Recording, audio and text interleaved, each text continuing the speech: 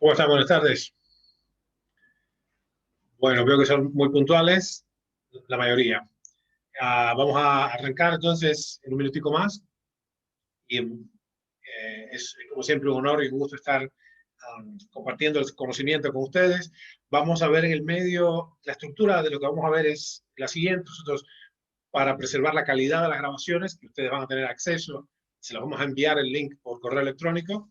La estructura es la siguiente. En virtud de la calidad de las imágenes, lo hemos grabado hace unas pocas horas, recién a mediodía, entonces tienen insertadas las imágenes, etc. Lo que vamos a ver hoy lo vamos a tener disponible, se los enviamos por correo electrónico esta misma noche, y después vamos a tener en exactamente 7 días, próximo martes, una segunda parte de esto, que requería, para que no se hiciera tan largo, requería la introducción que vamos a tener hoy. Es más bien compleja la cuestión, es muy profunda, y yo sinceramente considero que la biogerontología y digamos, este abordaje tan potente y novedoso de las últimas, quizás, sí, 2 décadas, que ya viene sintiéndose que se acelera, llegando a lo que yo llamo una masa crítica de conocimiento efectivo. Bueno, este conocimiento, les decía, la biogerontología, que es una disciplina intervencionista, va a tener es un profundo impacto socioeconómico en nuestra sociedad. El mundo contemporáneo va a cambiar radicalmente por la intervención de estas disciplinas nuevas, desde la bioquímica clínica, la farmacología aplicada a esta disciplina en particular, a este registro en particular, la biología celular molecular, etc. Así que es de importancia para todos. Como les decía, el compromiso elemental que tenemos en este espacio que hemos creado, Science to the People, ciencia para la gente, es de alguna manera distribuir la información relevante y acortar la distancia, dado que el conocimiento es poder, en definitiva, acortar la distancia entre nuestra gente y el conocimiento objetivo. Vamos a arrancar de inmediato. Está estructurada la conversación de hoy, el webinar de hoy, en 2 partes. En el medio vamos a aclarar algunos temas. Les pido, por favor, no es un espacio para preguntas. Yo creo que una y otra vez tengo comprobado que es mejor, es un espacio muy elemental y superficial para lo que podemos preguntar o responder. Por correo electrónico vamos a satisfacer todo esto. Reciban este material primero, consúltenlo con la almohada, piénsenlo y después hacemos preguntas más correctamente armadas, ¿correcto? Así que estamos para ayudar, es nuestro compromiso fundamental, mi compromiso maestro, como digo yo, o sea, mi más alto compromiso es colaborar con la salud humana y el desarrollo de la conciencia en nuestro tiempo, así que vamos a meterle. Allá va. Science to the people. Science to the people. Science to the people. Science to the people. Science to the people. Science to the people. Science to the people. Science to the people, right on. Say we want a revolution. We better get on right away. We'll get you on your feet and into the street, singing science to the people. Science to the people. Science to the people. Science to the people, right on. Science to the people, right on. Buenas tardes, noches para muchos, mañanas para otros. Es un gusto para mí estar acá en esta serie con la cual nos hemos comprometido, Science to the People, Ciencia para la Gente, cuyo interés de fondo es justamente subir el nivel de comprensión y poder de alguna manera elevarnos todos, instruirnos en esta disciplina maravillosa que es el método científico, aplicado a varias áreas de profunda importancia. Una de ellas, por supuesto, es la longevidad y la vitalidad humanas, ¿no? Bueno, nuestra entrega de hoy es longevidad extrema Esta vez lo vamos a hacer en 2 episodios porque ciertamente es muchísimo contenido. El primero de ellos, longevidad extrema, y después vitalidad máxima, es como le llamamos. Es un concepto del ámbito de la biogerontología que propusimos hace como 18 años. Se llama Peak Vitality y describe el punto máximo de vitalidad de un ser viviente, contra el cual, si lo podemos parametrizar, contra el cual vamos a comparar los sucesivos estadios de vitalidad que lamentablemente terminan en el deceso. Pero el punto es que en la segunda entrega vamos a pasar de la teoría a la práctica y a ver de qué manera podemos realmente para entonces comprender cómo vamos, cuál es nuestro velocímetro en términos de longevidad y vitalidad. Importante entender que es una nueva era en esta década recién adquirido categoría apropiadamente de ciencia, la biogerontología. Antes apenas había un abordaje descriptivo, que era la geriatría de alguna manera en el final, los cuidados de fin de la vida, y la gerontología en el aspecto académico, pero la gerontología era apenas una disciplina descriptiva, como digo, que enumeraba o de alguna manera establecía los cambios que llamamos cambios canónicos de la edad.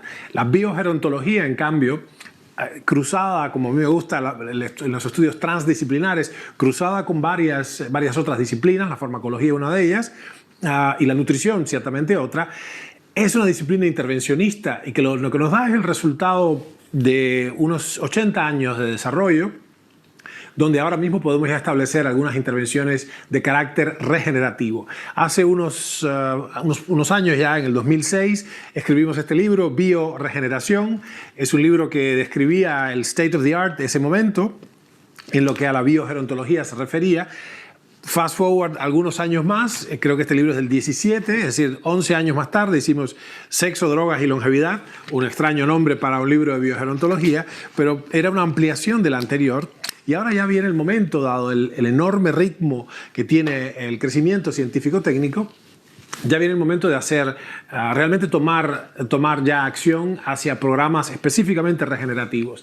No solo es posible definir ya cuantitativamente qué es el envejecimiento, cosa medio vaga 20 años atrás, sino que es posible específicamente influir en que el reloj biológico, hay un reloj específico, se llama reloj de Horvath, por Steve Horvath, que vive, bastante joven, es investigador, que describe de manera lineal, el incremento lineal, en este caso de la metilación, ahora vamos a explicarlo para quien no es técnico de esto, describe el envejecimiento en términos cuantitativos. Así que podemos, y aquí viene lo interesante, no solo medir nuestra verdadera edad biológica, a diferencia de la cronológica, sino de alguna manera atrasar, como la máquina del tiempo, atrasar el reloj, ¿no? Con intervenciones específicas de biogerontología.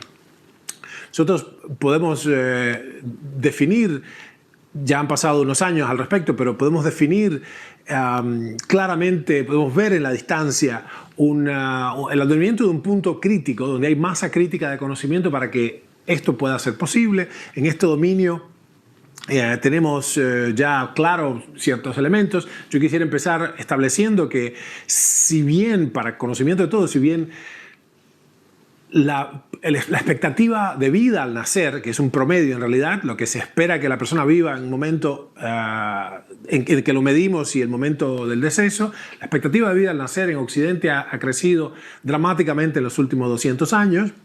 Eso no significa que en algún punto del Neolítico, por ejemplo, en la Roma, en ciertas regiones se ha visto, por estudios de proyección, que la expectativa de vida era 26 años. Fantástico. Puede ser que ninguno de los habitantes de esa comunidad viviera exactamente 26 o 40, como dice life expectancy, ¿no?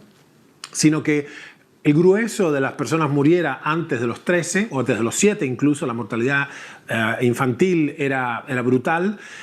Y algunas personas vivieran 60, 80, incluso 100. Es decir, no es que la longevidad máxima no existiera la posibilidad, sino que el promedio de ese grupo en particular en esa etapa histórica era espantoso, ¿no? por la gran mortalidad que había prematura. En este gráfico que están viendo, desde 1543, desde la mitad del siglo XVI, donde hay información relevante, ustedes ven ese incremento exponencial de la expectativa de vida al nacer, proyectado ya hasta incluso 2035 en algunos estudios. Y la información original que podemos ver es que verdaderamente ha aumentado consistentemente la expectativa de vida al nacer, que recuerden es un promedio. Sin embargo, la longevidad máxima, lo que se llama maximum lifespan, no ha aumentado. Esto es importante.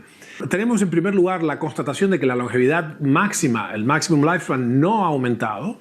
A la vez sabemos que hay un grupo importante llamados supercentenarios. En Japón se cuentan unos 318 a la fecha. De hecho, hay un grupo específico de investigación gerontológica que sigue ese récord.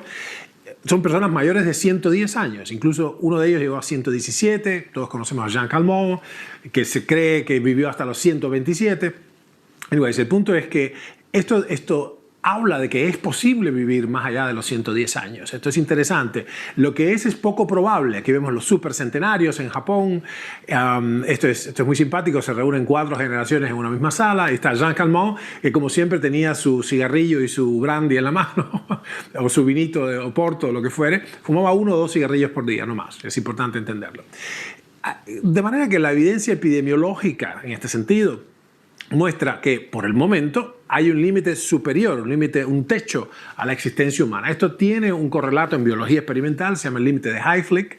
Aquí ven esta imagen que la he puesto para que puedan encontrar el blog en nuestra página, ernestoprietogratacos.com, y describe la circunstancia de que hay un límite morfológico, material, a la cantidad de replicaciones que puede tener las células de un organismo viviente, basada en el extremo de las cadenas de ADN, esa cinta bicatenaria del ADN, el ácido desoxirribonucleico, el polímero, el que está inscrito en lugar de ser ceros y unos, como el sistema de Leibniz, el código binario, son 4 bases nitrogenadas, timina, adenina, guanina, citosina.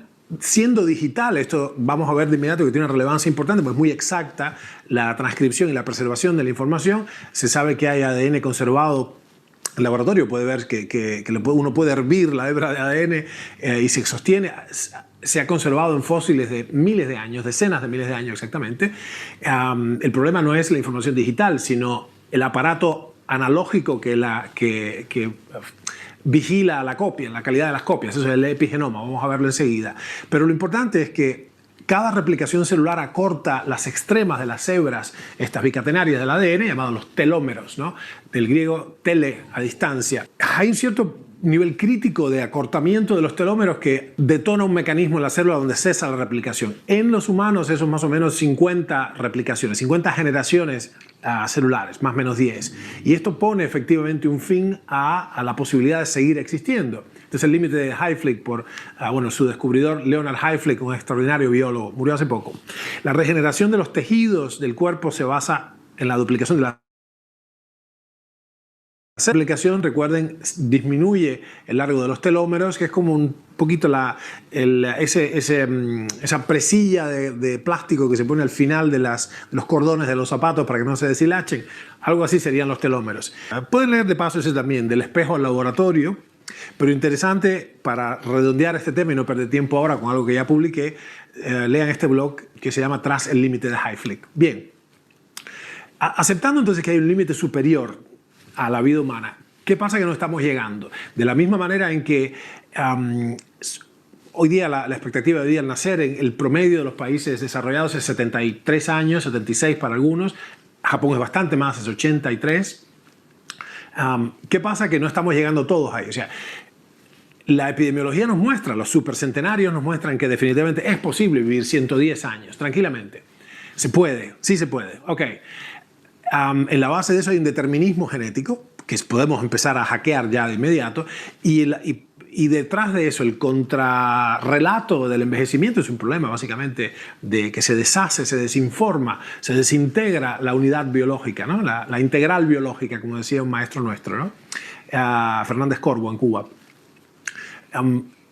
Aquí hay un fenómeno de entropía, todos recordarán las leyes de la termodinámica.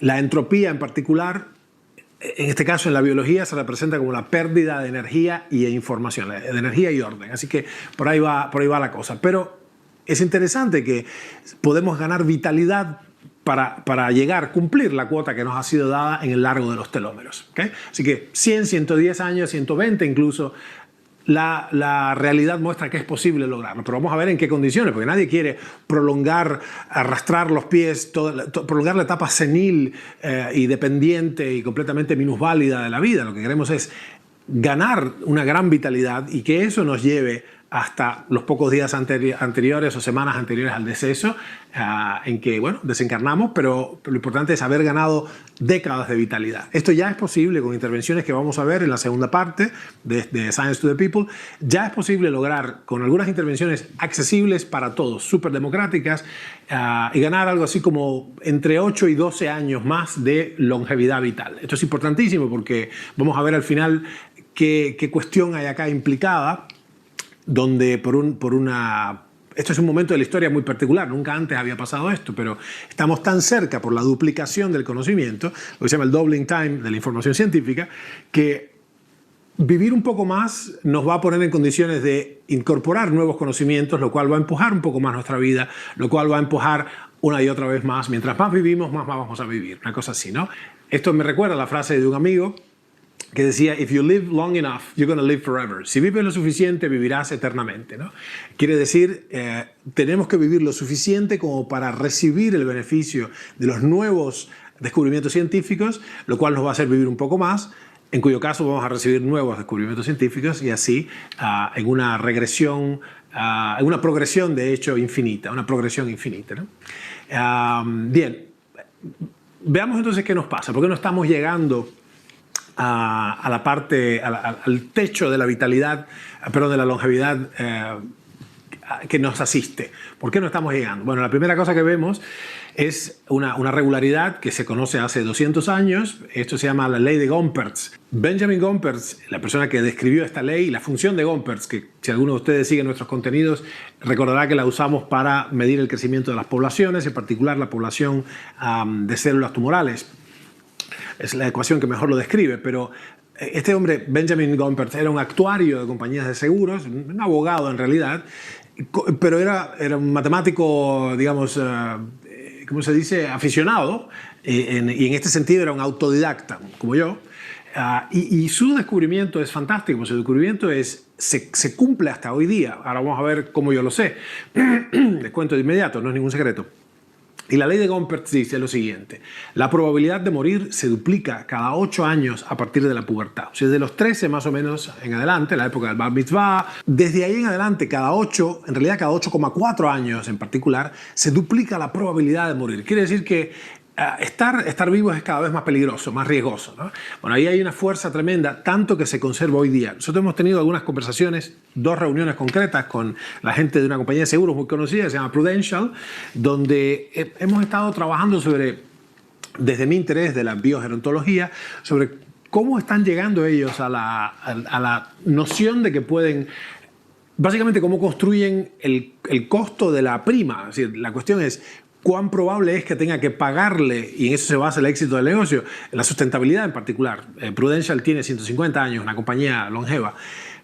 ¿Cuán probable es que le tenga que pagar al asegurado toda la cifra que el contrato dice? Bueno, la cuestión es, en función de cuán riesgoso sea, cuán cercana, cuán probable sea su muerte, su deceso, tengo que cobrar, la prima tiene que ser congruente con ese riesgo. Así que lo que es interesante es que ellos están... ¿Por qué lo digo? Porque hay consecuencias que podemos ver si ustedes quieren, si siguen si mantienen la atención. Hay un punto importante aquí, que son las consecuencias socioeconómicas que van a tener el incremento masivo de la longevidad en la población humana. La cuestión es, desde 1930 más o menos ha habido los sistemas de Social Security. Esto tiene que ver con la crisis, la tremenda crisis del 29 en Estados Unidos, donde una fracción muy grande de la población se vio sin recursos de nada. Entonces, en ese momento se decidió que una fracción de los fondos del tesoro, digamos, iban a ir nada menos que a sostener al grupo más inválido de la población, que ya personas que habían pasado la edad de la jubilación. El problema es que en aquella época la relación era 40-1, o sea, 40 personas en la fuerza de trabajo sostenían a una persona fuera de la fuerza de trabajo, o sea, más allá de la edad laboral. Eso ahora está en relación de 3-1 o 4-1 en los países que tienen mucha suerte. Así que va a haber que revisar tremendamente esto, porque la sustentabilidad financiera del sistema de Social Security, de seguridad social, de la jubilación, se basa en el hecho de que la persona aporta durante 30 o 40 años, los aportes previsionales, la jubilación, aportes jubilatorios, y se beneficia o goza de esa jubilación durante 8 años en promedio. Piensen, 60 años, 65 la jubilación, 73 el fallecimiento, estamos hablando de promedios, son 8 años. La persona aporta 30 o 40 y recibe 8. Bueno, ¿qué pasa si en masa, de frente, un bloque de un país entero empieza por millones de personas a vivir 16 o 24 años más de lo planificado? Estamos cerca de una profunda crisis de la seguridad social y hay varias cosas que redefinir. Pero síganme en este asunto. La cuestión es la ley de Gompertz, que acá les muestro. Implica que cada vez, mientras más vivimos, más probable es que nos muramos. ¿Cómo se resuelve esto? Bueno, mi experiencia concreta, que es lo que me habilita a estar de pie acá en este momento, mi experiencia concreta con varias especies, como los cobayos, mal llamados conejillos de Indias, que no son ni conejillos ni de Indias. La especie se llama Cavia porcellus, o en nuestra experiencia con los axolotes, Ambystoma mexicanum, o nuestras observaciones ya con los Galápagos, centenarios del Ecuador, las Islas Galápagos, nos han dado una visión diferente, más allá del núcleo fundamental de nuestro interés, que ha sido la biología tumoral en particular y su aplicación clínica, pero porque se cruzan las mitocondrias, la respiración y la tasa metabólica en particular. Y lo que hemos visto una y otra vez es que es posible intervenir y bajar la inmensa presión de la ley de Gompertz sobre los organismos vivientes. En particular con Cavia porcellus, los datos no están publicados, pero se los puedo decir ahora. En nuestra experiencia, que fue del año 97, nuestra experiencia de restricción calórica, se llama CRON, Caloric Restriction with Optimum Nutrition, o sea, restricción calórica con nutrición óptima. Con esta especie, lo que nos vio, normalmente viven más de 4 años estos, y algunos hasta 8. En estos grupos que nosotros tuvimos, que era un grupo de animalitos en observación y un grupo en control, el grupo control vivió 2.482 días, en tanto que el grupo tratado con restricción calórica, que describiré ahora, vivió 2.688 días. Estamos hablando en promedio, ¿no? Hubo una serie de... Toda la data siempre es discordante, pero cuando haces el promedio, ahí puedes hacer una... En vez de tener evidencia anecdótica, puedes tener una declaración más probablemente cierta. Estos hallazgos o esta ventaja, que equivalía más o menos al 8,3% de sobrevida, el promedio de la sobrevida del grupo tratado, con equivalía a unos 6 años más de vida en humanos, o sea, de los 73 a los 79, una cosa así. No es desdeñable porque, como ya vimos, estar acá unos años más va a ser mucho más probable que estemos muchos años más por este fenómeno de progresión infinita. Y lo interesante es cómo se logró. No se logró con drogas costosísimas. De hecho, se logró ahorrando dinero, porque el sistema consistía en hacer ayunar, no una restricción calórica sistémica de por vida, sino hacer ayunar al grupo tratado 2 días por semana. O sea, cada 7 días 2 no comían, ¿vale? Sí tenían agua, y esto es importante, los 2 grupos, por esta especie en particular, los 2 grupos fueron suplementados con ascorbato en el agua, ascorbato de sodio, no me acuerdo la cantidad que le pusimos, pero una cantidad pequeña, no farmacológicamente relevante, pero equivalente a la DDR, a la dosis diaria recomendada. Si no pasa eso, los cobayos son muy susceptibles al escorbuto, a la falta total de vitamina C, porque comparten con la raza humana, por eso escogimos esta especie, un error innato del metabolismo llamado por nosotros anascorbemia congénita. Básicamente se ha silenciado un gen que codifica para la fabricación de la vitamina C, se llama gulonolactona oxidasa. Miren, por favor, también en la página, estos 2 blogs que les pongo ahí en pantalla, Conócete a ti mismo, que es una reflexión sobre lo que acabo de decir, sobre cómo podemos parametrizar la biológica, y un blog, ese post que se llama Longevidad máxima e intensidad metabólica. Nosotros decimos evidence first, la evidencia primero, ahí va. Lo que les estoy diciendo está basado primariamente en la evidencia publicada. Aquí tienen estos 2 papers tan interesantes. Restricción calórica, la restricción calórica demora el advenimiento de la mortalidad en los monos rhesus, y esto es una revisión muy interesante que se llama Restricción calórica en los primates no humanos. Piensen que esto no es cualquier journal, esto es la revista Science, y bueno, la otra es la muy prestigiosa Antioxidants and Redox Signaling. ¿Okay? Bueno, es importante tener la noción entonces de que funciona en primates. ¿Okay? Funciona en primates. Si lo pueden ver acá en estos gráficos, como ven, en la mortalidad general también es útil, pero la restricción calórica, en particular lo que dice B acá, es dramáticamente mejor la sobrevida en los animalitos bajo restricción calórica. Es importante entender que hay que diseñar bien estas restricciones, porque la restricción por la restricción, si bien el fundamento es metabólico, tiene sentido, lastima la vitalidad si no hay lo que se llama una nutrición óptima. Recuerden que desnutrición y malnutrición son completamente diferentes. Desnutrición se refiere a la privación sistémica de aporte calórico, y malnutrición a la ausencia de micronutrientes. Esto es crucial. La medida entonces es primeramente ideológica, es empezar a considerar el envejecimiento como una patología. Esto no había sido así. Hasta hace muy poco la Organización Mundial de la Salud no se había dignado a reconocer el envejecimiento como una patología. Y esto tiene relevancias socioeconómicas. Piensen, las obras sociales, las medicinas prepagas no cubrirán las expensas relativas al tratamiento de la senectud hasta que no sea ley. Esto es importante entenderlo. El hecho de que el envejecimiento sea tan común, que ocurre más del 50% de la población, y este es el parámetro que ellos usan, si ocurre en el 51% de la población o más, ya es común, es una cuestión común, no es una patología. Esto fue un error, es una cuestión semántica. Vemos la vejez ocurrir tan a menudo que lo damos por sentado. Bueno, es normal, es natural, es el desarrollo natural de las cosas, es el curso natural de las cosas, ¿no?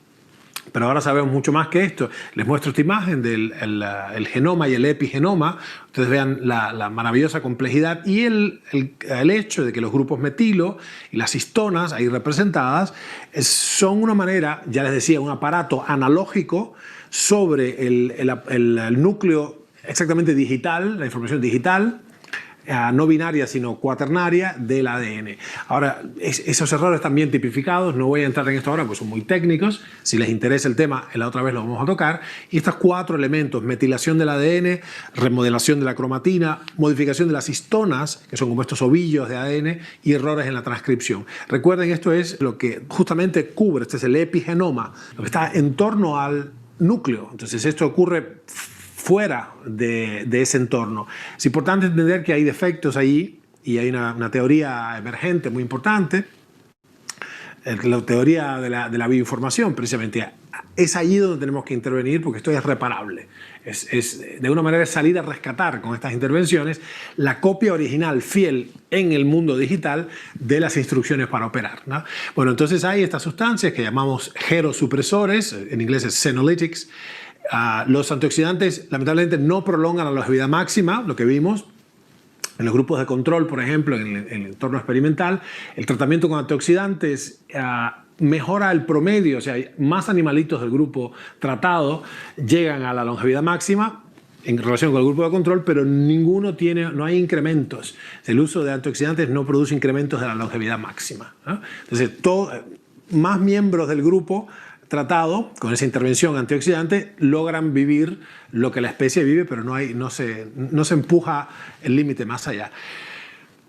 Esto es interesante porque mucho tiempo se creyó, por la teoría del genial Denham-Harman, The Free Radical Theory of Aging and Disease, se creyó que los radicales libres, free radicals, que no eran una facción política, los radicales libres, eran responsables de no solo la patología, que sí lo son en gran medida, o en alguna medida, sino también de la longevidad. Entonces, bueno, ahí se vio que no. Piensen entonces en estas 2 instancias, el genoma y el epigenoma, una instancia digital y una instancia donde la copia es perfecta, y una instancia analógica donde la copia es imperfecta, o más exactamente el uso en el tiempo sufre embates muy serios hasta que se hace inútil la maquinaria transcripcional, etc.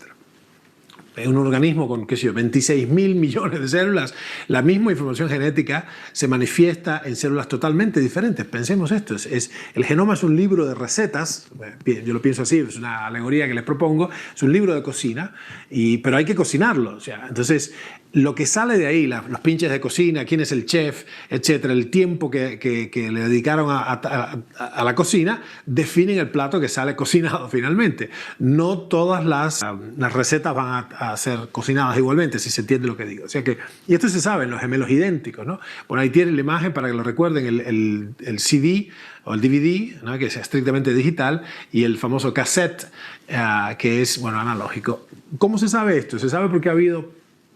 No es que se sabe, hay hemos tenido aún más rotundas determinaciones porque los cosmonautas, como el que les muestro acá, lo que se ha visto es que gemelos univitelinos, o sea, gemelos idénticos, uno fue al espacio y otro no, han sufrido ratios diferentes de envejecimiento. O sea, el de la izquierda, ven acá, quedó un poquito más chiquitico incluso, 2 centímetros más chico y más viejo, ¿no? Recuerden, a diferencia de los mellizos, como decíamos en Cuba, no sé dónde están ustedes, los gemelos idénticos resultan de la fertilización de un único óvulo, o sea que tienen exactamente el mismo material genético y comparten todos sus genes y además son del mismo género también. Por el contrario, los mellizos o gemelos fraternos, que también se llaman, son dicigotos y se producen por la fertilización de 2 óvulos al mismo tiempo, que comparten la matriz pero no los genes, comparten la mitad de los genes como cualquier otro tipo de hermanos y bueno, pueden o no ser del mismo género. Pero esto que hemos visto en el caso de los gemelos idénticos humanos expuestos a diferentes influencias ambientales, a diferentes, entonces, digamos, vamos a decir, intervenciones en el epigenoma, ¿no? Diferentes destinos en el curso de la vida.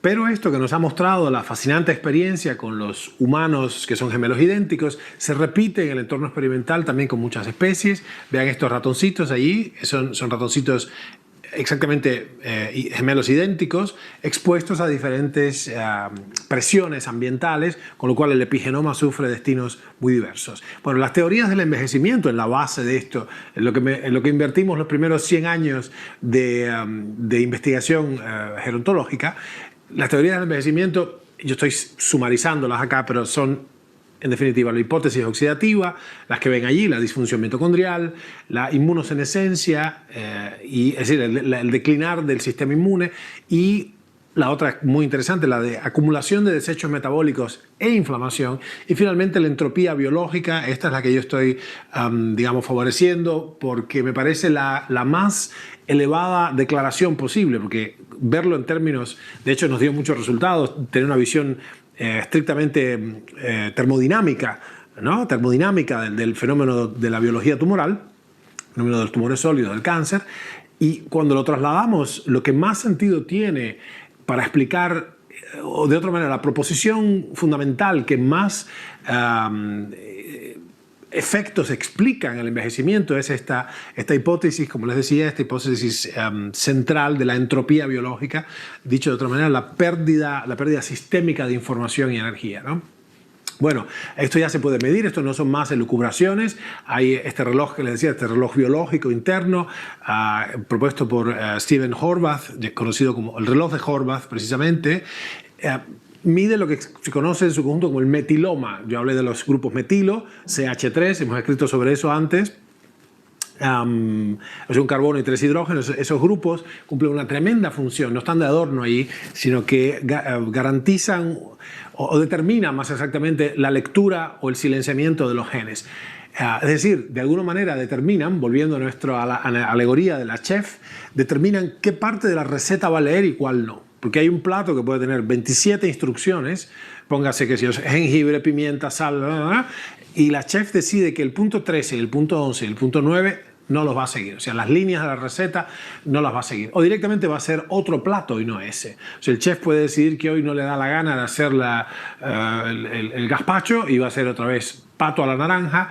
Y finalmente los platos de que disfruta el restaurante o la familia son otros, ¿okay? El libro de cocina, leas el genoma, el conjunto de las recetas o instrucciones para fabricar proteínas vitales, es el mismo. Sin embargo, como el caso que vimos de las células somáticas, son todas diferentes pero tienen el mismo genoma todas. Las células de mi ojo son muy diferentes a las de la piel, radicalmente diferentes, ¿okay?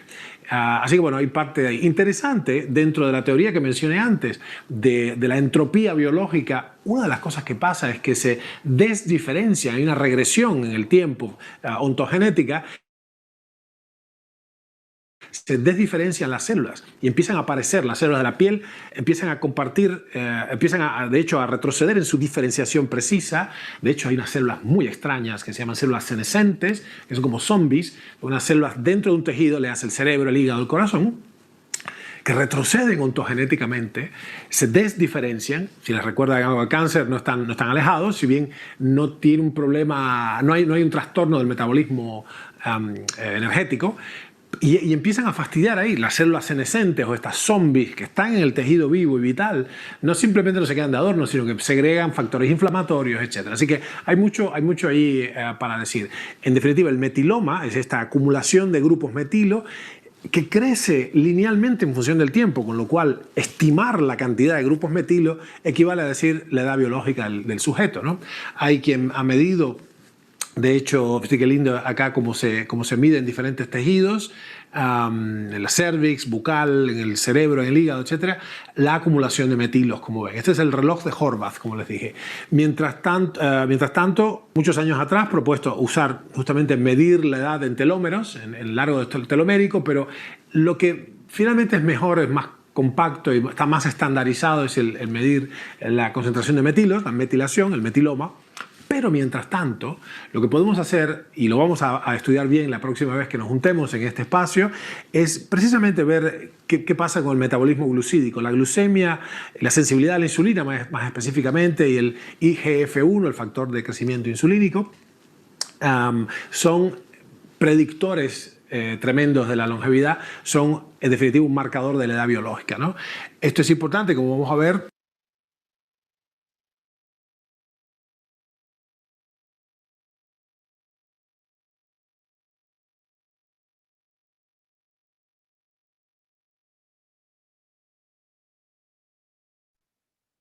Bueno, ahí decidimos que era la primera parte, demasiado extenso.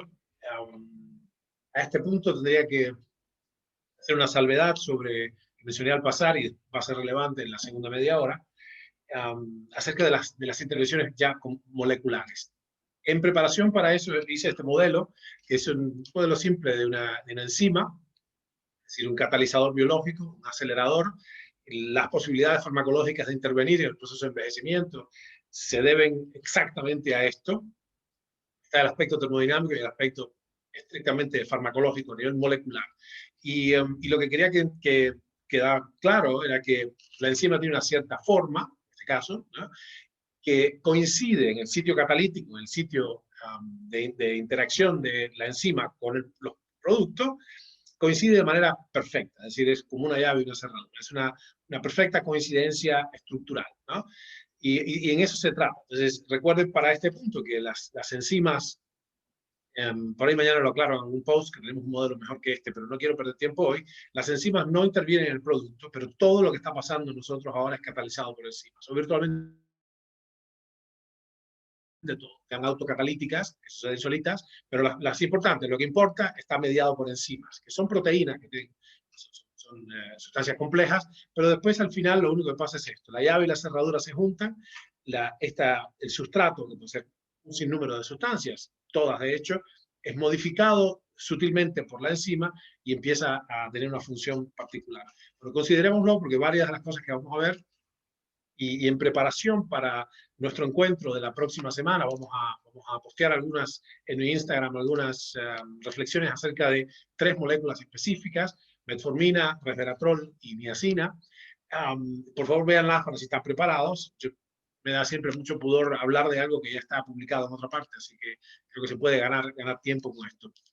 En aras de, primero, que ustedes durante toda esta semana reflexiones sobre estos temas que estamos viendo ahora, un poco en apretada síntesis, y mucho más profundo, pero en definitiva se preparen para lo que yo creo que tiene más sentido, que es cuál es mi programa de rejuvenecimiento, o sea, cuál va a ser mi programa de reversión de la edad biológica. Cuando terminemos estas 2 entregas, será como 2 horas y media o 3 de contenido entre uno y otro, de alguna manera tiene que estar en el horizonte el valor pragmático que yo veo de estos encuentros, que es que ya ustedes no van a ser inocentes acerca de los problemas fundamentales de la progresión del deterioro biológico, número 1. Número 2, tampoco van a estar completamente indefensos e ignoros de que hay ventanas específicas de oportunidad, que hay intervenciones concretas que se pueden hacer para revertir el proceso de degeneración biológica. Bueno, lo que quería decir en el medio acerca de las enzimas y los sustratos. Esto es relevante porque muchas de las intervenciones que vamos a hacer en realidad no está claro en este diagrama, lo va a estar mañana, lo vamos a publicar, pero es esta partecita que está acá, dentro del sitio catalítico de la enzima, es un cofactor biológico, se llama coenzima, ¿ah? Y eso entonces es hackeable. De eso podemos introducir mucho en el cuerpo, garantizando realmente magnificando o potenciando la actividad enzimática en el organismo en la dirección que queremos, ¿no? Bueno, no se muevan de ahí, no creo que haya tiempo para ir al baño. Vamos a seguir y pronto vamos a ver esta segunda parte, después conversamos un poquito más. Allá va.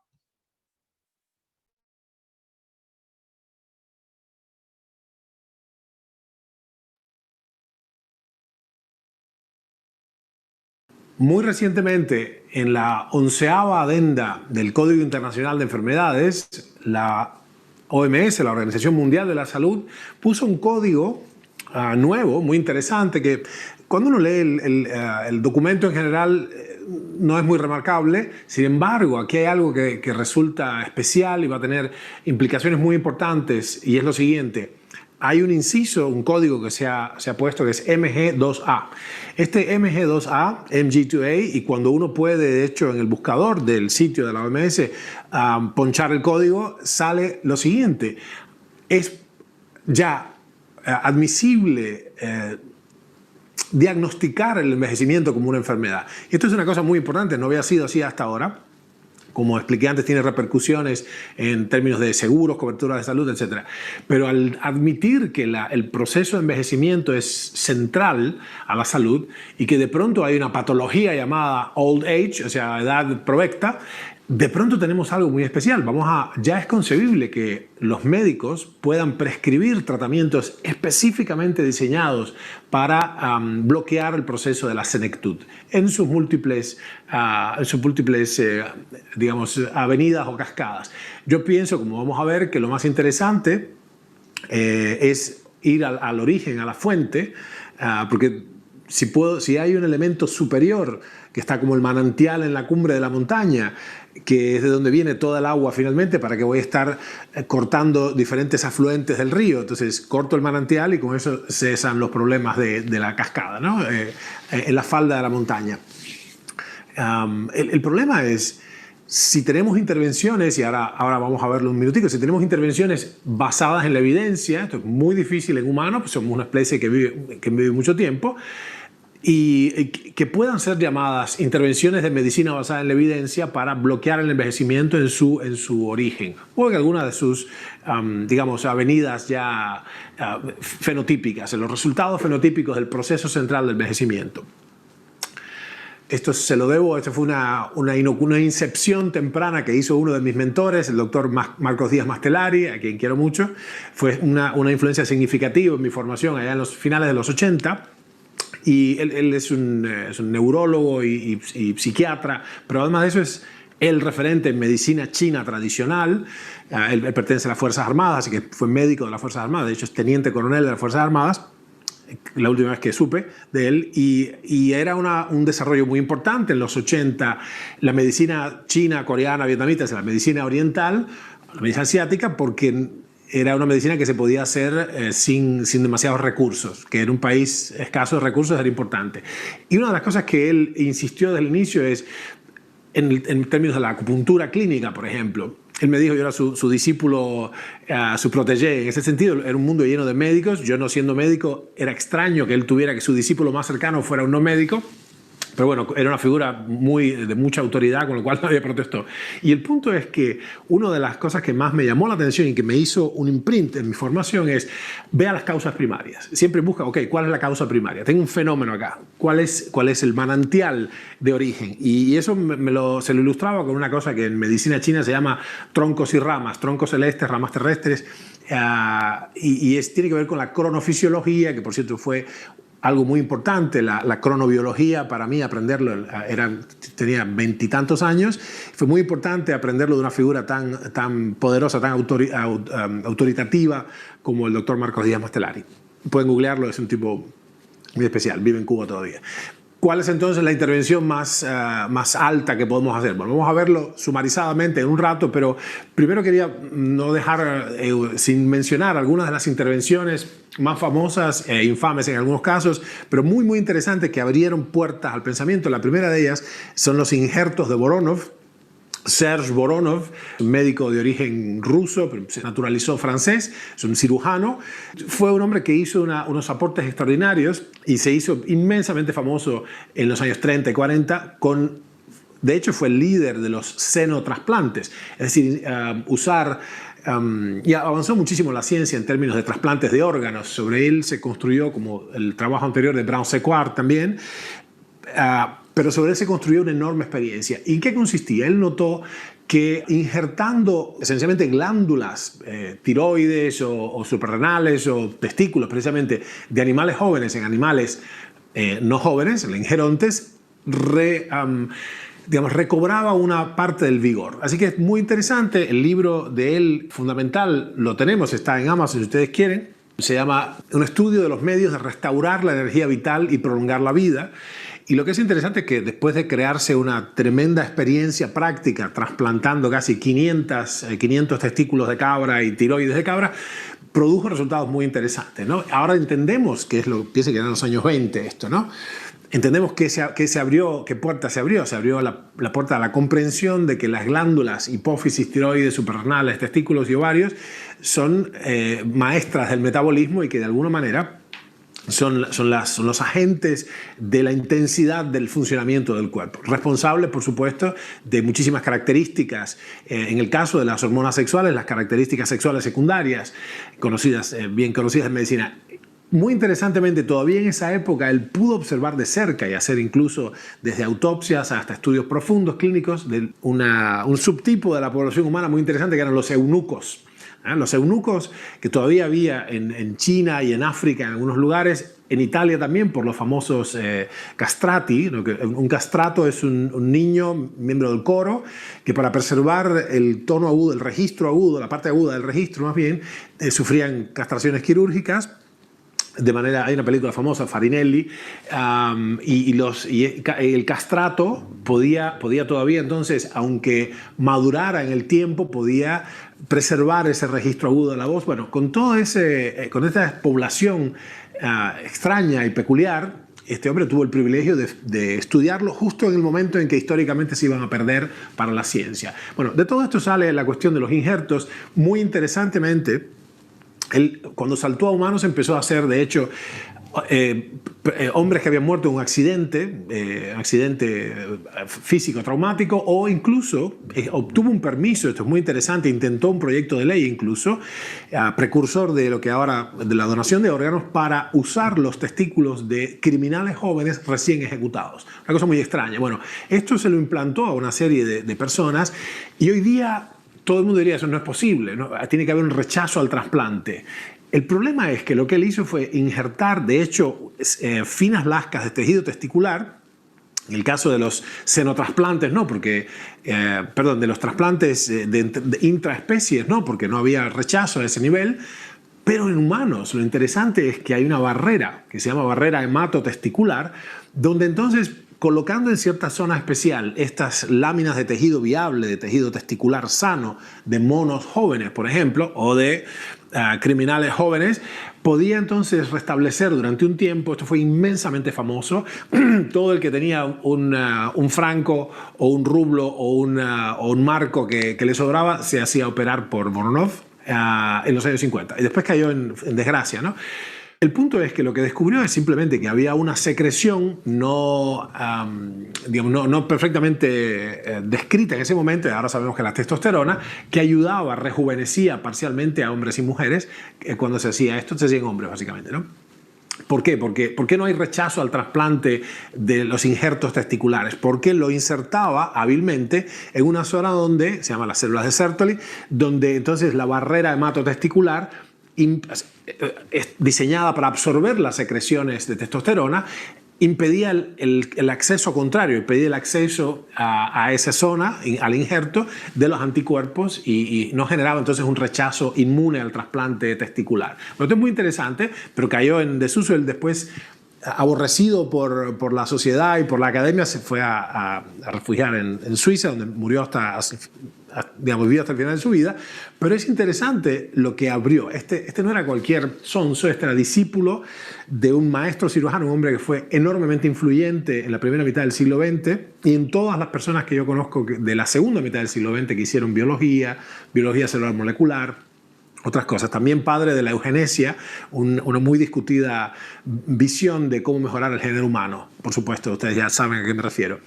Este hombre en concreto era Alexis Carrel, un tremendo cirujano, premio Nobel de 1912 de medicina, por crear, inventar la sutura vascular.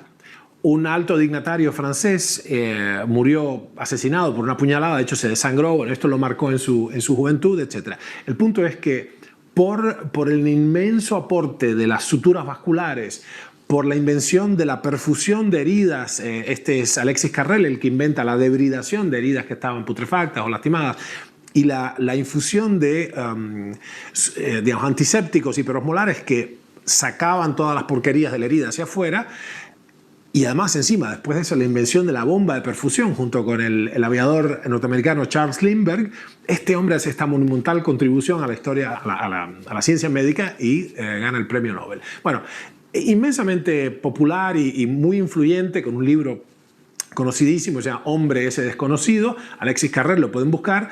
Tengan en cuenta que ahí era una zona donde todavía no había habido la horrible historia del fascismo del Partido Nacional Socialista alemán, de los nazis, y en ese contexto, cuando lean el libro de Alexis Carrel, Hombre ese desconocido, sean comprensivos de esto. Pero en fin, es un tipo muy interesante. Bueno, él le enseña la técnica de los trasplantes a Serge Voronov, pero el hecho concreto es que esto abrió la puerta a algo que, insisto, es impensable hoy día en términos de restablecer la salud y la robustez, no contemplar por lo menos, y esto haciendo una medicina personalizada, por supuesto es de individuo en individuo, pero no contemplar la reposición hormonal bioidéntica.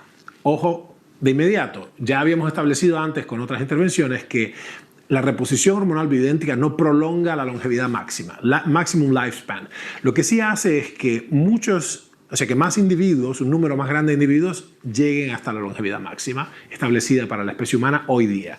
Lo que quiero decir es que mal puede uno llegar a la edad provecta si tiene osteoporosis y se rompe un fémur y entonces empieza a haber reposo forzado, coágulos pulmonares, etc. Se conoce como trombosis venosa profunda o tromboembolismo pulmonar, neumonías, etcétera, etcétera, escaras de decúbito. Claramente, estar fuerte, la reposición hormonal bioidéntica produce esta lozanía, protege el cuerpo, incluso la hormona de crecimiento también, entendiendo que no tiene que haber crecimientos no autorizados. Pero todo esto, paradójicamente, porque el decremento de las hormonas, que yo llamo omnipausia, bajan todas las hormonas menos la prolactina, ya hablaremos de eso en algún momento, el decremento de las hormonas es cantado, parece ser uno de los hallmarks o de los atributos del envejecimiento. Sin embargo, reponer las hormonas no prolonga la longevidad máxima. Lo que sí hace es la cuadratura de la curva, nos hace llegar mucho mejor, o sea, sostiene la juventud. ¿Se entiende eso, no? Bueno, este fue Serge Voronov. El otro punto interesante, otra de las muy cacareadas soluciones anti-aging en su momento. No me encanta el término para nada porque yo lo asocio acá en la cultura a algo estético o así cosmético. Yo pienso en términos de una ciencia que es la biogerontología y las intervenciones fundamentales que se pueden hacer, no me importa cómo luce mi cara, la verdad, me importa poco, pero el punto es, si tengo mi cerebro y tengo mi organismo y estoy fuerte y puedo, mis órganos de los sentidos, es formidable. Entonces, la biogerontología o la bioregeneración, que es el resultado práctico, es nuestro foco de interés. Hay una rumana muy interesante, una médica rumana, Ana Aslan, que fue inmensamente famosa también en los años 50, con un producto que se llama Gerovital H3 o GH3. Y esto es esencialmente hidrocloruro de procaína. La procaína es muy interesante, si bien la FDA en un momento ya sobre los años 80, creo que en 1980 y algo, 81, 82, declaró que no iba a permitir los claims o las declaraciones de que esa sustancia prolongaba la vida o rejuvenecía, era un rejuvenecedor. De hecho, se pasaron de rosca y dijeron que no tiene ningún valor, y eso no es así, como ya muchos estudios posteriores muestran. La procaína tiene un interesante, sus metabolitos, como la S-adenosilmetionina y todo, son muy importantes. Y lo que se vio es que la procaína, que eran inyecciones o píldoras, en el fondo era un inhibidor reversible de la monoamina oxidasa. ¿Y qué es esto? Para los que no tienen información técnica, es una enzima que degrada ciertos neurotransmisores en la hendidura sináptica. Y lo interesante entonces es que esto mejora los niveles de dopamina, serotonina, etcétera, lo cual funciona muy bien para, bueno, permitir más control motor, es antidepresivo por su propia... Y la gente reporta uniformemente menos dolor, menos achaques, más vitalidad, etcétera, lo cual no implica, no quiere decir que esto sea una droga que esencialmente prolongue la vida, ¿no? Obviamente también es útil para bajar el cortisol, con todo lo que eso implica en términos del estrés. Pero ustedes comprenderán que yo creo que fue correcto lo que hizo la FDA de parar y decir, bueno, un momentito, muy interesante la sustancia si ustedes quieren, pero no puedo declarar que es un rejuvenecedor o que prolonga la vida si no tengo suficiente evidencia, ¿no? Bueno, en fin, en Estados Unidos está prohibida la venta de procaína como una droga, digamos, prolongeva. De hecho, está prohibida la importación, pero todavía se obtiene en otras partes. Y si la declaración es otra, se puede usar procaína, se consigue de algunas maneras. No sé usted dónde está, pero cómo se lo va a procurar, pero en todo caso es un elemento histórico que no quería dejar de mencionar en el contexto de la longevidad extrema y los intentos de la especie humana por mejorar su condición, ¿no? Y finalmente, y no por ello, digamos, menos importante, consideraría una de las 2 o 3 ramas fundamentales de intervenciones basadas en la evidencia. Todos conocerán la isla de Pascua, Easter Island, cerca de donde estamos nosotros, acá del continente, del lado de Chile, y la famosa Rapa Nui, donde estaban los increíbles personajes de la historia reciente, ¿no? Estos hombres de piedra. En esta isla en particular se hizo una gestión de prospección y se encontraron nuevas especies vegetales, se caracterizaron y una de ellas dio origen, muy interesante, como un antihongo o antifúngico, dio origen a toda una categoría de sustancias. Esa sustancia en particular, en honor a Rapa Nui, a la isla, se llamó Rapa. Si bien no prosperó mucho como antifúngico, se vio que tenía otras. De hecho, es una droga oncológica, ¿no? Se llama sirolimus, y abrió toda una categoría farmacológica. Lo interesante es que la rapamicina, como en el caso del sirolimus que le decía, produjo un despertar de la atención en cuál era su diana molecular. La diana molecular, de hecho, se le denominó TOR, justamente diana de la rapamicina en los mamíferos, y todos seguramente habrán escuchado hablar de mTOR o mTOR, la diana de la rapamicina en los mamíferos, es Mammalian Targets of Rapamycin o bien Mechanistic Targets of Rapamycin. En suma, lo que se descubrió acá es que la rapamicina tenía un impacto muy importante sobre un complejo molecular de la célula, este mTOR que les digo, responsable de un montón de conductas de la célula en general. En particular, acá les muestro este gráfico, el mTOR sensa el estado nutricional del cuerpo y entonces da señales a uno y otro lado, izquierda y derecha, para que se rompa la molécula de glucógeno y la grasa para producir energía, se incremente la sensibilidad a la insulina o bien por el contrario aumente la lipogénesis y la adipogénesis, se produzca crecimiento y envejecimiento en el fondo, porque el crecimiento conduce al envejecimiento, y en definitiva está en el medio, es como están en la encrucijada de las rutas metabólicas del metabolismo energético. Así que lo interesante es que el problema, y aquí está el asunto que redondea esto, es que la rapamicina es tremendamente tóxica, de hecho es nefrotóxica, liquida los riñones. Lo que se vio en el medio es que los ratones que estaban siendo tratados con rapamicina realmente rejuvenecían. Pero estamos hablando de 400 o 500% de ventaja en la longevidad y en la actividad. Así que fue el inicio de alguna manera, con eso rescatamos a la biogerontología de las fauces de la infamia, porque hasta entonces, como les dije al principio, era considerado como, bueno, un hecho de la vida, la gente envejece, esto es así, esto es un hecho normal, y la gerontología es una disciplina descriptiva de qué nos pasa cuando nos ponemos decrépitos, la geriatría es la disciplina de los cuidados de la fase terminal de la vida, y acá no hay más nada que hacer. Ahora esto cambió radicalmente. De hecho, hay unos concursos anuales de a ver qué laboratorio de investigación presenta el ratón con más vida, etc., ¿no? Hay fundaciones al respecto, se ha generado mucha financiación para estas investigaciones fundamentales y después ya la aplicación clínica.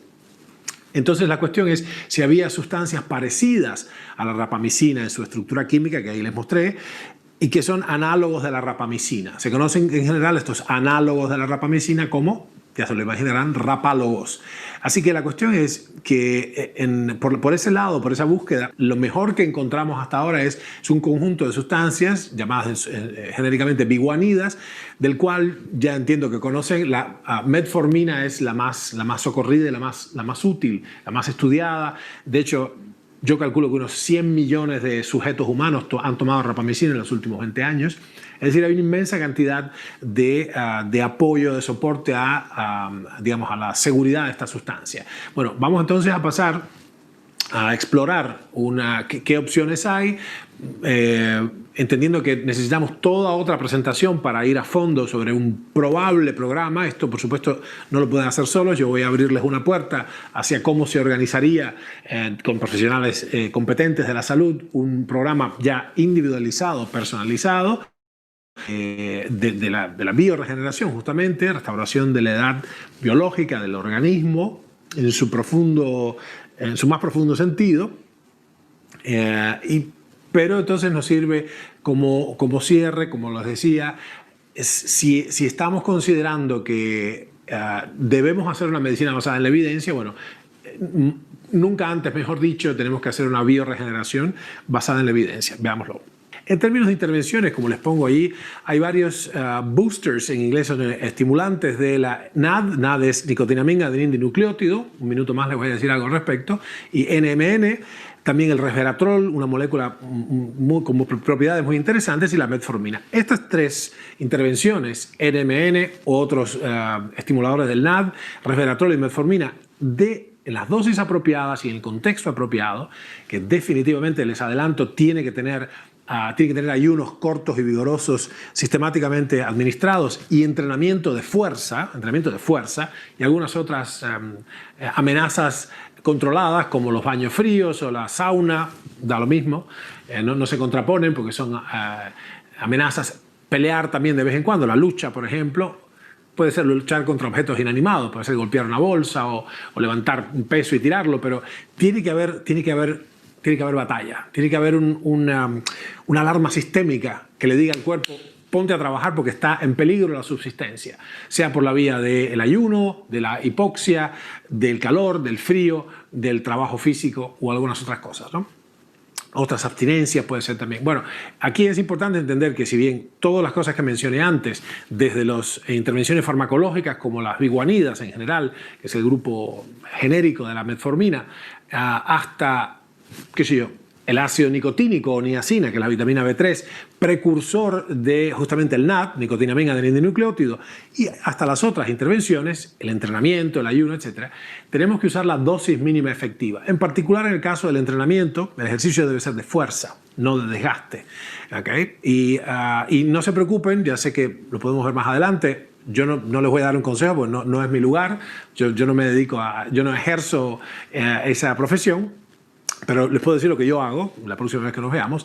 Pero es importante entender que una de las intervenciones más interesantes, y si ustedes van a ver a nuestro equipo de asesores médicos o a vuestros médicos, recuerden que las enzimas, que son fundamentales en la función orgánica, están armadas de una parte que es el esqueleto estructural, y otra parte muy importante, que es el cofactor,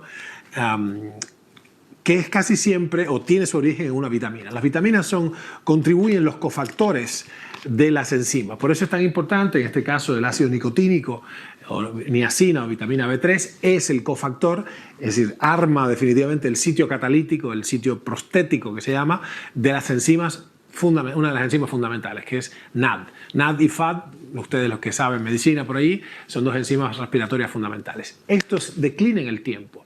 Los niveles de NAD, de NAD, declinan en el tiempo. Hay que hacer un boost de eso y ya se ha visto que esas intervenciones tienen un definitivo impacto decisivo, además, sobre todo haciéndolas en la madurez, en la longevidad máxima. Una cosa que no les dije, los experimentos que hemos hecho con especies inferiores en la escala evolutiva, hay dos escuelas de pensamiento. Una dice, en particular por debajo de los invertebrados en general, las intervenciones tienen que empezar temprano, tienen que ser desde la infancia de los animalitos de laboratorio. Nosotros hicimos otra cosa, hicimos a partir del año en Cavia porcellus, porque básicamente nos parecía que era lo más trasladable a nosotros, ¿no? Buscamos una especie que le faltaba la vitamina C, como a nosotros, y lo hicimos a partir de la madurez para que tenga sentido una intervención en la adultez. Bueno, les quería poner este síndrome.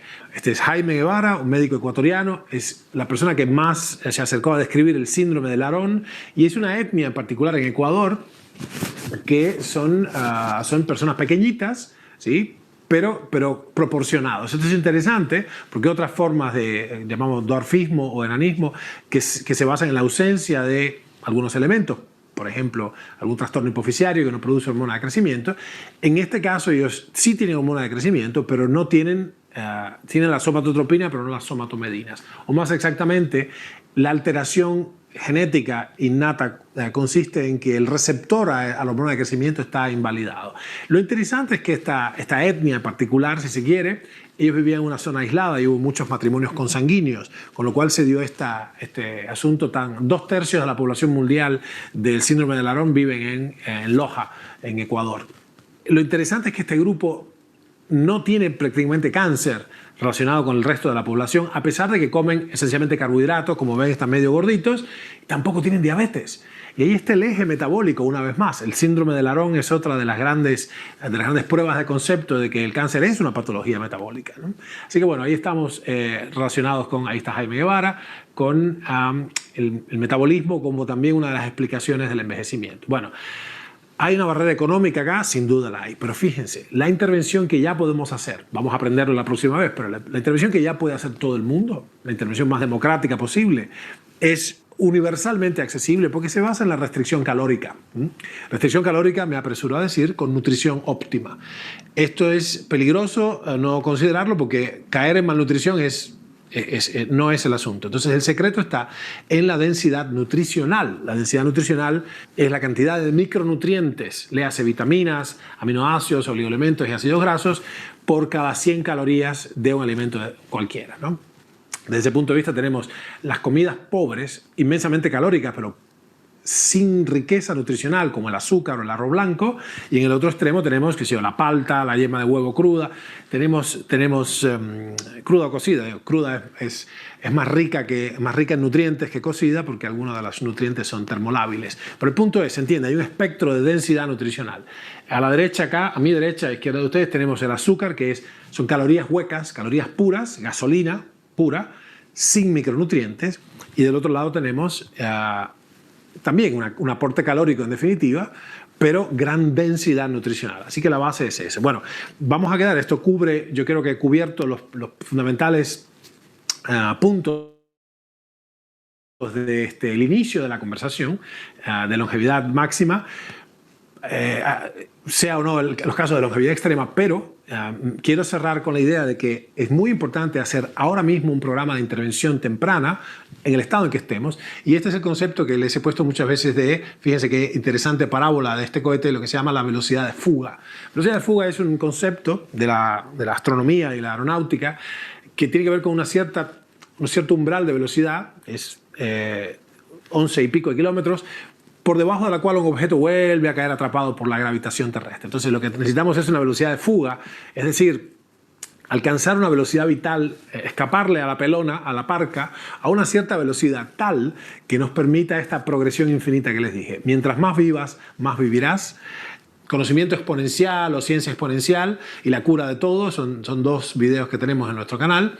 Y esto está apoyado en el criterio, la certeza matemática, de hecho, de que la información crece de manera exponencial en el tiempo. Así que estamos muy cerquita de arribar a la masa crítica de conocimiento necesario para intervenciones que definitivamente nos pongan como mínimo, ya les digo, como mínimo, nos lleven al techo permisible de la longevidad máxima para los humanos. Permisible en términos biológicos, no me refiero a nada filosófico, sino me refiero al límite de Hayflick, al largo de los telómeros.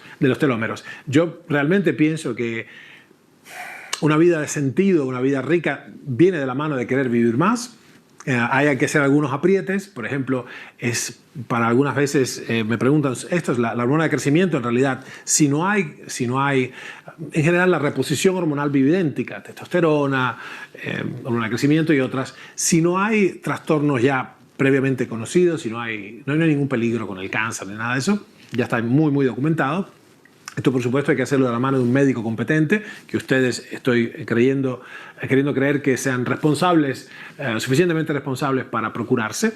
Pero lo interesante es que no prolonga la vida. O sea, la reposición hormonal bioidéntica, fíjense que es sorprendente. Un rasgo clásico del envejecimiento es que declinan las hormonas.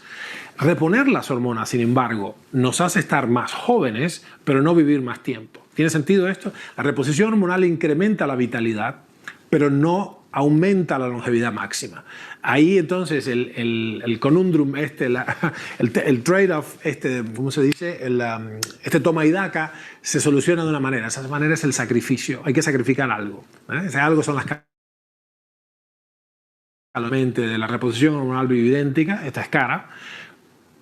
Pero tengo que sacrificar las calorías. Tengo que restringir las calorías porque sin restricción calórica pongo al cuerpo, las hormonas ponen al cuerpo, le avisan que está en etapa reproductiva, en etapa de cacería y de dominio y de conquista, y eso no necesariamente, de hecho sube la tasa metabólica, lo cual técnicamente tiende a acortar la existencia. ¿Se entiende entonces? Bueno, me alegro que hayan llegado hasta acá. Yo sé que es mucha información. La verdad estaba nervioso en cómo partir esta información que es tan vital y cómo no hacerla demasiado técnica.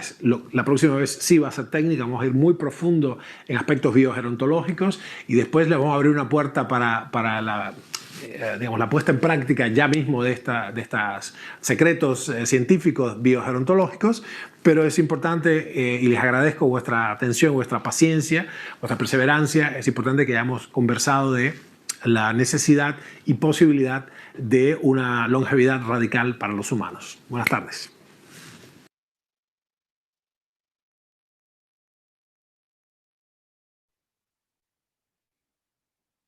Okay. ¿Cómo están por ahí? Bueno, antes de dar unas tareas para el hogar, importante para la próxima conversación que tengan hecha esta prospección, es muy sencilla, pero es fundamental, ustedes sepan estos datos de ustedes mismos. Quiero corregir, me di cuenta ahora que dije un par de disparates. Primero hablé de telómetros, son telómeros obviamente, pero dije, hablando de la barrera hematotesticular, dije que los anticuerpos no pueden pasar. No, son las células del sistema inmune, nuestras células del sistema inmune, justamente no, por buenas razones, porque las células, digamos, las espermátidas, las células germinativas son raras, tienen la mitad del material nuclear de las células somáticas, con lo cual son los bichos raros, serían atacados por nuestro sistema inmune, ¿no? Bueno, lo que entonces pasa es que las células del sistema inmune, si bien la barrera hematotesticular diseñada para ello permite la absorción de las hormonas producidas por las células, por ese grupo que dije, las células de Sertoli, no hay ataque, no hay autoataque inmune, no hay rechazo al injerto, ¿no? Y el otro disparate que dije es que, me quedo hablando de la castración química, nuestra experiencia, la próxima vez lo vamos a ver. Si bien yo no vi nunca eunucos, vi una sola vez un caso psiquiátrico, yo tenía 19 años, una cosa así, y una persona con la que era un instructor mío, había una persona que se había automutilado, o sea, una especie de autocastrato, una cosa así, ¿no?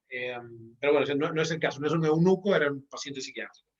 Es interesante porque las observaciones están, si les interesa, están muy tabulados, hay mucha información, concretamente de los eunucos, desde antropometría hasta autopsias, y es interesante el efecto de anular tempranamente para vivir en el harem o en el gineceo, ¿no? Como decían los griegos, la habitación de las mujeres, para servir allí, los esclavos eran castrados tempranamente, ¿no? Pero otra cosa que dice que había 100 millones de pacientes han tomado rapamicina. Quise decir, han tomado metformina. Se sabe ahora es que este rapálogo, este análogo de la rapamicina, este análogo benigno, este primo bueno de la rapamicina, ha sido inmensamente probado en 100 millones de sujetos. Por supuesto, como hipoglucemia anteoral, ¿eh? Bien, tarea para el hogar entonces. Antes de despedirnos, por favor, lo siguiente. Para nuestra próxima conversación, en 7 días, Dios mediante, les pido lo siguiente. Son 3 sencillas tareas. Una es encontrar el promedio de la vida familiar. Es decir, hagan una indagación y busquen cuánto vivieron todos los familiares, los ancestros, hasta la 3ª generación, todos los que puedan sumar. Relevantes sobre todo padres, tíos, abuelos, tío-abuelos, etcétera, que no murieron por causas accidentales o violentas, ¿no? Sino por causas naturales.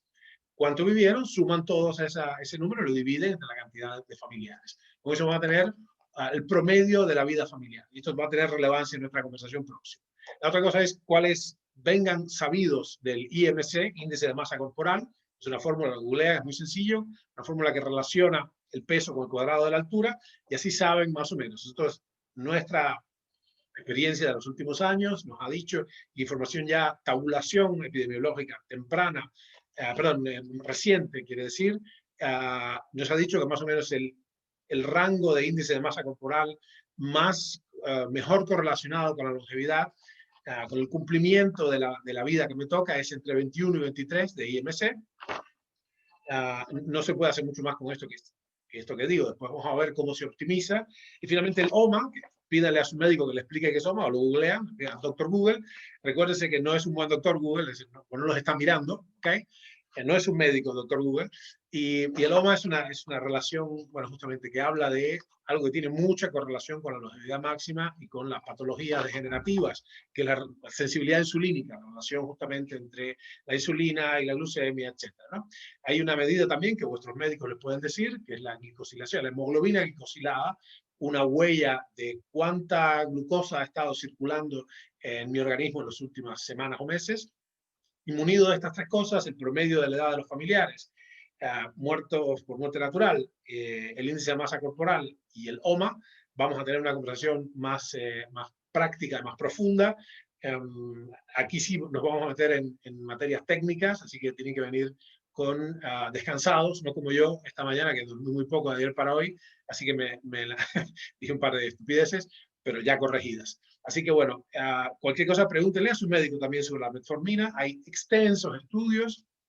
Nosotros, en función de esta preocupación que teníamos con los rapálogos, por esta información que era muy desconocida, era una información de insider, de la gente que estábamos en la biogerontología, en laboratorios de investigación, cuando surge esta cuestión de que los ratones extendían 500% su vida con rapamicina, y por cierto también agudamente la toxicidad renal, así que no lo usen, no es un remedio que sea aprobado por la FDA, ni mucho menos. Mi pesquisa de la literatura, estoy hablando de hace 18 años, 19 años, arrojó una cosa muy extraña, que las personas que usaban este hipoglucemiante, la metformina, las biguanidas en general, buformina, fenformina, etc., y no otros hipoglucemiantes, tenían asombrosamente mucho menos cáncer que la cohorte homogénea, o sea, diabéticos, grupos diabéticos de igual característica que usaban otro hipoglucemiante oral. Diabetes tipo 2 es esto. Así que eso llamó la atención. Bueno, en definitiva parece ser que es en pleno derecho una suerte de droga oncológica. Esto se conoce como, esto tiene que validarlo su médico tratante, por supuesto. Esto se conoce como un uso off-label en inglés. Nosotros decimos, yo he propuesto el término paraprescriptivo, es decir, es un uso por el costado de la indicación que aprobó la FDA, pero es sumamente seguro. Como dije, hay más de 100 millones de personas que ya han usado metformina, ¿no? Así que bueno, gente, muchísimas gracias, nos vemos pronto y traigan las tareas para el hogar, cuídense mucho, diviértanse mucho y gasten poco. Goodbye, blue sky.